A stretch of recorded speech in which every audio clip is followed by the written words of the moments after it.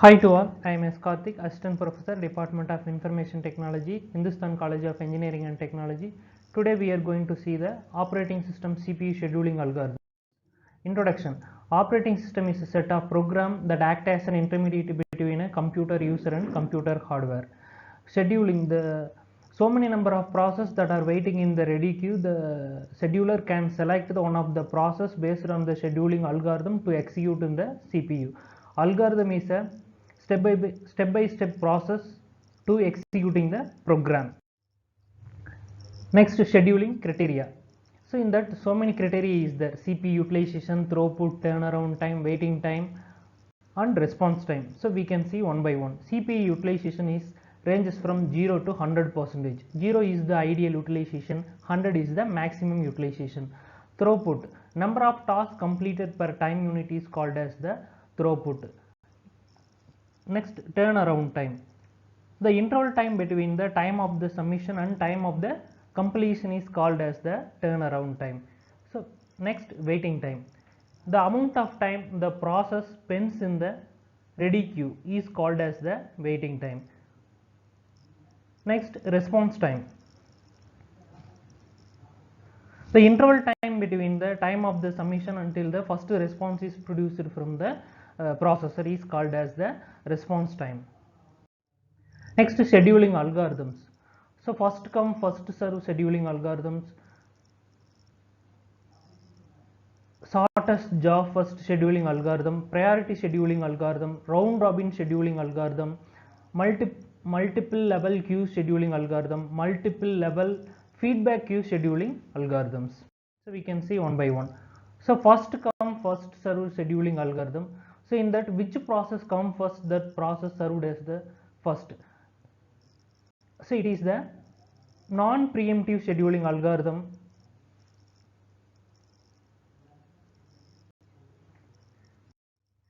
So we can see the example of the first come first serve scheduling algorithm. Their input given data is the process and burst time. P1 process 24 milliseconds, P2 process 3 milliseconds, P3 process 3 milliseconds. The process are arriving in the same order like P1, P2 and P3. So Gantt chart is the process P1 waiting time is the 0, process P2 waiting time is the 24 millisecond and process P3 waiting time is the 27 milliseconds. So we can calculate the average waiting time. So total number of individual process waiting time divided by number of process. We can calculate this, we can get the average waiting time. So in that, average waiting time is the 17 milliseconds. So next is the shortest soft burst scheduling algorithm.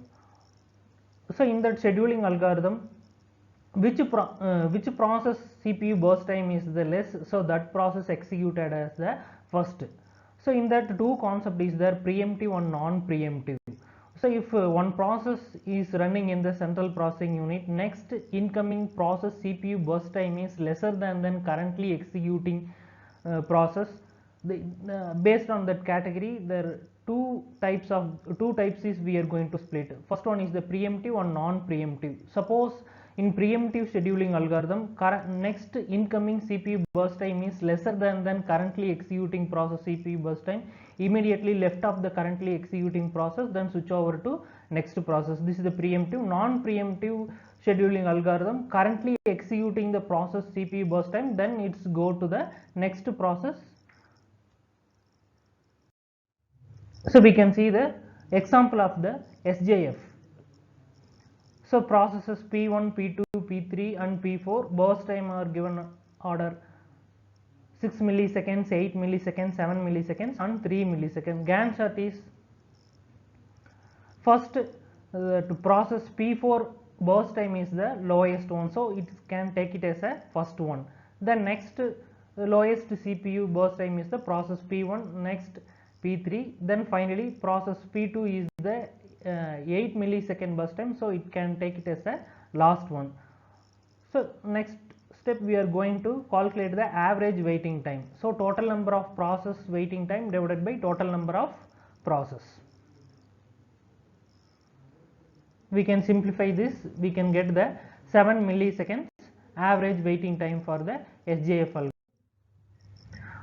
So next concept in that same algorithm, based on that arrival time, additional one column is added in that SJF arrival time. Process P1 arrival time is the 0, then burst time is the 8 millisecond.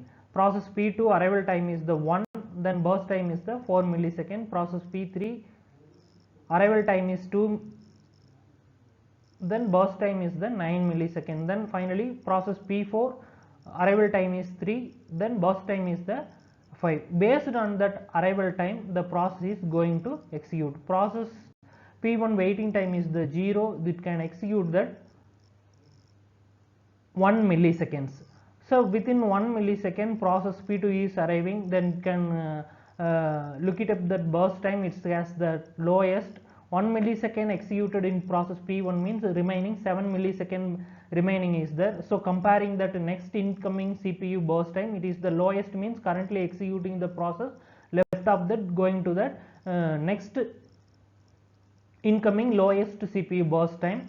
So like that process are executing.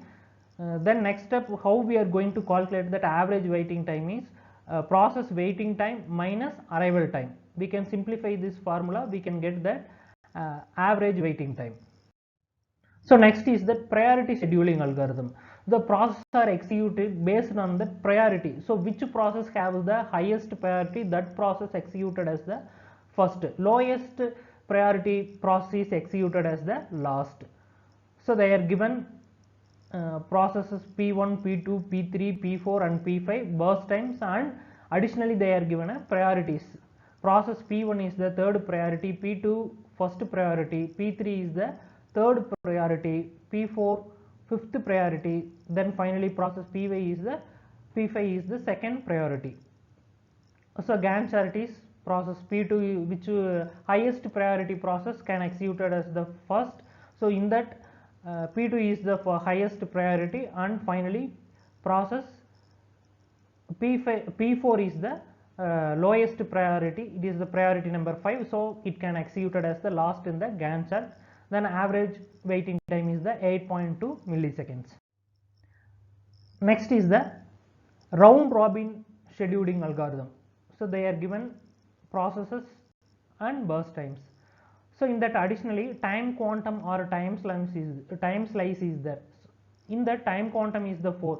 One process can execute maximum, it is the time limit is the 4 millisecond. Process P1 can execute the 4 millisecond, but total burst time is the 24 milliseconds. So all 24 millisecond burst time is splitted into 444 like that. So maximum the Gantt chart, based on the time quantum, maximum it can execute only the 4 milliseconds. In that we can calculate the average waiting time is the 7 milliseconds. So next is the multi-level queue scheduling algorithm. In multi-level queue is the not an independent scheduling algorithm, but it makes use of that other existing to group and schedule the jobs with common characteristics. Multiple queues are maintained for process with common characteristics. Each queue can have its own scheduling algorithm. Based on that, priorities are assigned to the each queues. Last one is the multi-level feedback queue scheduling algorithm.